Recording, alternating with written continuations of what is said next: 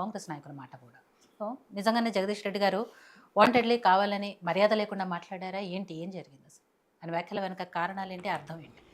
అందరికీ నమస్కారం అండి. మేడం, అంటే ఇప్పుడు మనం ఆ క్లిప్పింగ్ చూసాము.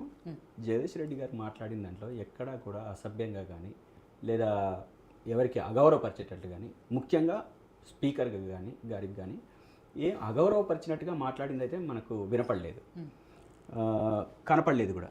సరే, అంతకుముందే స్పీకర్ గారు మీరు సభా మర్యాదలు లేకపోతే అన్పార్లమెంటరీ ఇలా అంటే నేనేం చేశాను అని అడిగారు. దానికి అంటే నా గురించే మాట్లాడము అని చెప్పేసానంటే ఇక్కడ అందరం సమానమే అని చెప్పేసి మాట్లాడాడు. మాట్లాడటము అని అంటే సమానం మీన్స్ నిలదీయడం చేయలేదు కదా.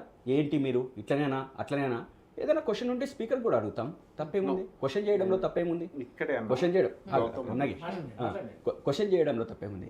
దానికి తగ్గట్టుగా అట్లా అంటే స్పీకర్ దగ్గరికి పోయి అనేక సందర్భాలలో పేపర్లే విశ్లేషించరు. గవర్నర్ మీదకి పోయి పేపర్లు చింపి పడేసిన సందర్భాలు ఉన్నాయి. ఆ ప్రసంగం బాగలేదని చెప్పేసి నిలదీసిన సందర్భాలు ఉన్నాయి. స్పీకర్ పొడియం దగ్గరికి పోయి విరగొట్టిన సందర్భాలు ఉన్నాయి. ఇవి ఇక్కడ కాదు, మొత్తం దేశవ్యాప్తంగానే ప్రతిపక్షము అది మనం అధికారంలో ఉన్న పక్షం ప్రతిపక్షమైనప్పుడు, ప్రతిపక్షం అధికార పక్షమైనప్పుడు ఇవి సహజంగా జరుగుతూ ఉంటాయి, జరిగినాయి. అదేవిధంగా దీంట్లో ఆయన పెద్ద మాట కూడా, ఆయన పర్సనలైజ్డ్గా మాట్లాడిన మాటలు కూడా నాకైతే వినపడలేదు. మరి కాంగ్రెస్ పార్టీకి ఎట్లా వినపడ్డాయో నాకు తెలియదు. అదేవిధంగా ఇక్కడ మనం ఇంకో విషయం తీసుకుంటే అంటే దళితుడు అనే కార్డు ఈరోజు కాంగ్రెస్ పార్టీ కావాలని తీసుకొచ్చింది. అసలు అక్కడ దళిత కాన్సెప్ట్ కాదు, అదొక సభ మధ్యన వచ్చిన చర్చ. ఆ చర్చ సందర్భంగా మాట్లాడుతున్న తీరు అంతే తప్ప దళితుడనో అప్పర్ క్యాస్ట్ అనో లోవర్ క్యాస్ట్ అనో అని చెప్పేసి అక్కడైతే కనపడలేదు. ఇంకో విషయం, చాలా ముఖ్యమైన విషయం ఏంటంటే జగదీశ్వర్ రెడ్డి గారు దాదాపు ఒక 25-30 సంవత్సరాల పాటు సామాజిక ఉద్యమాల్లో పనిచేసిన వ్యక్తి, లెఫ్టిస్ట్గా ఉన్న మనిషి, రెవల్యూషనరీగా ఉన్న మనిషి. తను ఎస్సీ ఎస్టీ బీసీ మైనారిటీలతోని అందరితోని కలిసి పనిచేసిన మనిషి, అడవులలో తిరిగిన మనిషి, అడవి మనుషులతోని, ఆదివాసీలతోని, అదేవిధంగా ఎస్సీ ఎస్టీలతో కలిసి కూర్చొని చర్చలు చేసిన మనిషి, పోరాటాలు నేర్పిన మనిషి, విజ్ఞానాన్ని పంచిన మనిషి. ఆయన అట్లాంటి వివక్షతని మాట్లాడతాడని నేనైతే అనుకోను. ఎందుకంటే మాకు అతని పొలిటికల్ బ్యాక్గ్రౌండ్ తెలుసు, ఎక్కడి నుంచి ఎట్లా వచ్చిండ్రు ఏంటి అనేది. ఇంకా వేరే ఏదన్నా సామాజికంగా అంటే ఇటువంటి ఏం లేని వాళ్ళు అటువంటి విర్రవీగుతారు అంటే కొద్దిమంది ఉన్నారు, అంటే అప్పర్ క్యాస్ట్లో ఉన్నారు. కానీ జగదీష్ రెడ్డి గారు అట్లా చేస్తారంటే నేను నమ్మను. అట్లాంటి సందర్భం అయితే కనపడలేదు. అదేవిధంగా మనము సభ మధ్యలో ఉన్నప్పుడు వీళ్ళు పక్షపాతంగా వ్యవహరిస్తున్నారు అనడానికి మంచి నిదర్శనం. సరే, ఒకవేళ మీకు ఏదో తప్పు అనిపించింది అనుకుందాం, కాసేపు అనిపించినప్పుడు మీరేం చేయాలి? 2 రోజులు సస్పెన్షన్ చేయాలి, లేదా 1 రోజు సస్పెన్షన్ చేయాలి, లేదా 3 రోజులు సస్పెన్షన్ చేయాలి. మొత్తం సెషన్ అంతా సస్పెండ్ చేయడం ఏంటి? అంత పెద్ద మాట అన్నది ఇది. అంత పెద్దగా స్పీకర్ గారిని పట్టుకొని అన్న మాట ఏంటి?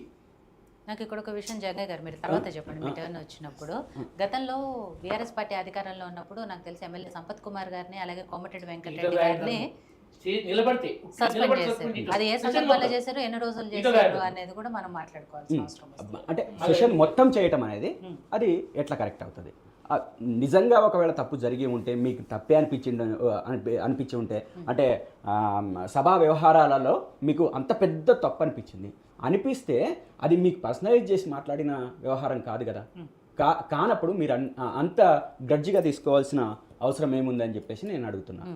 అదేవిధంగా వీళ్ళు ప్రతిపక్షానికి అదేవిధంగా అధికార పక్షానికి స్పీకర్ అనేవాళ్ళు ఖచ్చితంగా సమానత పాటించే విధంగా ఉండాలి.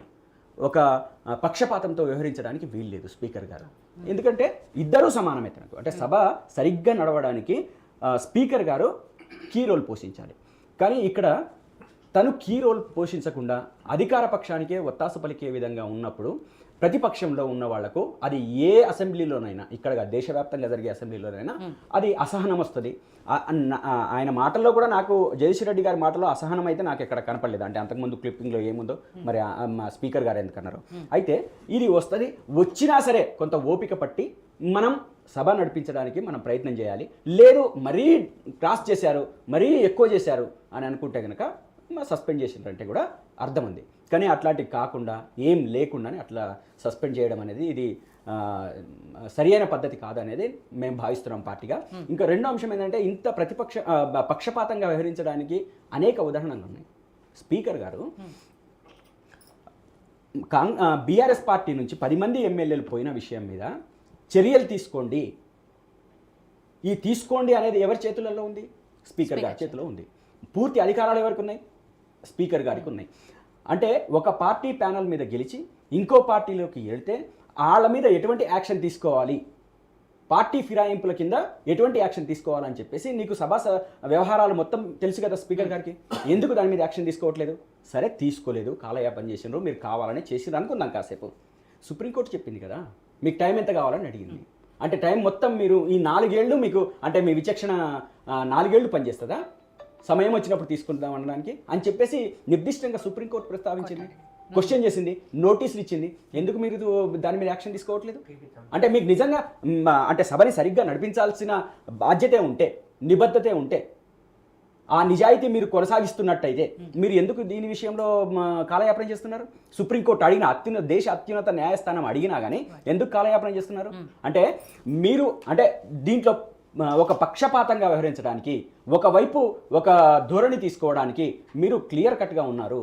ఉండి ఈరోజు బీఆర్ఎస్ పార్టీ నాయకుడైన జగదీశ్వర్ రెడ్డి గారి మీద మీరు యాక్షన్ తీసుకున్నారు. ఇది అసమంజసం. అదేవిధంగా నేనైతే ఇది ప్రజాస్వామ్య యుతానికే మంచి పద్ధతి కాదు అని చెప్పేసి నేను అనుకుంటున్నాను. ఆయన పెద్ద రూడ్ లాంగ్వేజ్ ఉపయోగించలేదు, అదేవిధంగా బూతు మాటలు మాట్లాడలేదు. మీరు మేము సమానమే అనే మాట అది బూతు పదము కాదు, అన్పార్లమెంట్ లాంగ్వేజ్ అంటే కొన్ని పదాలని పార్లమెంట్ నుంచి అన్పార్లమెంట్ లాంగ్వేజ్ కూడా కాదు, కొన్ని పదాలు తీసేసిన పదం కూడా కాదు. మీరు మేము సమానమే అంటే సమానత్వం అనేది మన రాజ్యాంగంలోనే రాసింది. కాబట్టి దాంట్లో నాకు తప్పు అయితే అనిపించలేదు. మరి వాళ్ళకి అంత పెద్ద తప్పు అనిపించిందో నాకు తెలియదు. వాళ్లే సభని నడిపించడంలో అధికార పక్షము అదేవిధంగా స్పీకర్ గారు చాలా విచక్షణగా ముందుకు తీసుకెళ్లాల్సిన బాధ్యత ఉంది. ఈ రాష్ట్రంలో అనేక సమస్యలు కొట్టుమిట్టాడుతున్నాయి.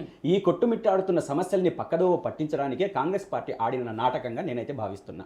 ఎందుకంటే హామీలు ఉన్నాయి, ఈ హామీల్ని ఎట్లా అమలుపరచాలనే దగ్గర ఈరోజు ముఖ్యమంత్రి గారు ఒకరు మాట్లాడతారు, అదేవిధంగా మంత్రులు ఒకరు మాట్లాడతారు. ముఖ్యమంత్రి గారు డబ్బులు లేవని మాట్లాడతారు, మీరు ఇచ్చిన హామీలేమో పథకాలేమో కోటాను కోట్ల రూపాయలు. ఈ కోటాను కోట్ల రూపాయల హామీల్ని అమలు చేయాలంటే సభ సరిగ్గా జరగద్దు. ఒకవేళ సరిగ్గా జరిగిందంటే ఈ అంశాలన్నీ చర్చకు వస్తాయి. ఈ చర్చకు వచ్చిన సందర్భంగా వీళ్ళు సమాధానం చెప్పాల్సిన వైపుకు నెట్టబడతారు. ఈ నెట్టబడే స్థితికి మనం పోకూడదు అని చెప్పేసి ఈరోజు అసెంబ్లీలో ఇటువంటి గందరగోళానికి తెరదీశారు. ఇది ఎందుకు ఏముంది, ఒక సస్పెన్షన్కే మీరు ఇంత జరుగుతుందని అంటే ఈ దాన్ని అడ్డం పెట్టుకొని వారం రోజులు నడుపుతారు. ఈ దాన్ని అడ్డం పెట్టుకునే అధికార పక్షము ఒక వారం రోజులు నడిపి తూతూ మంత్రంగా అసెంబ్లీ నడిపిస్తారు. అవి మొత్తం ప్రజా సమస్యలని గాలికిపోతాయి. గాలికి కోసమే చేసిన పథకంగా నేనైతే భావిస్తున్నాను. సారీ నేను కొంచెం డిస్టర్బ్ చేశాను. నెక్స్ట్ మాట్లాడదాం. ఇక్కడ కొంచెం కాన్సెప్ట్ ఎర్రర్ అవ్వాలి. ఇప్పుడు మనము సమానమని కాన్స్టిట్యూషన్ చెప్తుంది, వి ఆల్ ఆర్ ఈక్వల్ అని. But when it comes to president of India, governors, speakers, వీళ్ళ దగ్గర డిస్క్రిషనరీ పవర్స్ ఉంటాయి, దే ఆర్ హై. ఇంకోటి అక్కడ జగదీశ్వర్ రెడ్డి గారు ఏదైతే అంటున్నారో మీరు నేను ఈక్వల్ అని ఓ ఆరోగెన్స్ ట్యూన్లో అనకపోయినా ఆయన అనడానికి రీజన్ ఏంటంటే ప్రజాస్వామ్యంలో ఉన్నాం, ప్రజలంతా ఈక్వల్ అన్న కాంటెక్స్లో స్లిప్ అయినట్టుంది. కానీ స్లిప్ అవ్వకముందు ఇక్కడ స్పీకర్ గారు ఆయన గుర్తు